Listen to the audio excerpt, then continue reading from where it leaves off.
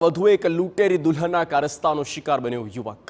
શહેરના મકરબા વિસ્તારમાં રહેતા અનિલ અગ્રવાલને મેરેજ બ્યુરો દ્વારા યુપીના વારાણસીમાં રહેતી દિવ્યાસીનો સંપર્ક કરાવ્યો।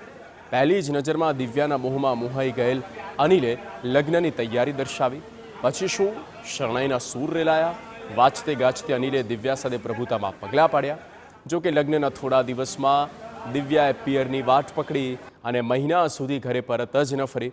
અનિલે અનેક પ્રયાસ કર્યા પરંતુ દિવ્યાએ પરત આવવાનો ઇનકાર કર્યો।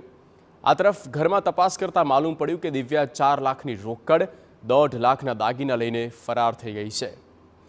દિવ્યાના પરિવાર સાથે વાત કરતા તેઓએ છૂટાછેડા માટે 10 લાખની માંગ કરી, અન્યથા પોલીસ કેસમાં ફસાવી દેવાની ધમકી આપી।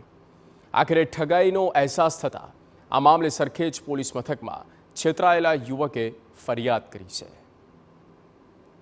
એમના પરિવાર સાથે બનારસ ગયેલા, ત્યાં સામેવાળી જે છોકરી છે એને અને એના પરિવાર સાથે મુલાકાત થઈ। તાત્કાલિક લગ્ન ગોઠવાયા અને અહીંયા અમદાવાદની અંદર જ એ લગ્ન કર્યા બાદ થોડાક જ સમયમાં જે એમના વાઈફ છે એ પોતે પાછા મારે વધારે ભણવું છે એમ કરી અને બનારસ ચાલ્યા ગયા।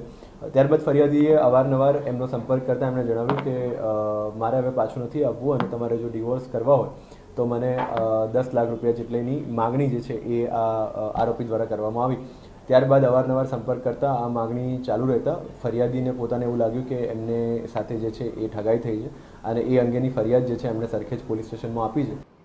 તો પોલીસે યુવકની ફરિયાદ આધારે દિવ્યા સહિત 9 લોકો સામે ઠગાઈનો ગુનો નોંધ્યો। ઉલ્લેખનીય છે કે ઓગસ્ટ 2024માં લૂંટેરી દુલ્હનનો શિકાર બનેલા યુવક અનેક રજૂઆત કરી। આખરે ઘટનાના 8 મહિના બાદ પોલીસે ગુનો નોંધ્યો છે અને તપાસ કરી છે। આમ સુંદરતાના મોહમાં ફસાયેલા યુવકે જીવનભરની કમાણી ગુમાવી છે।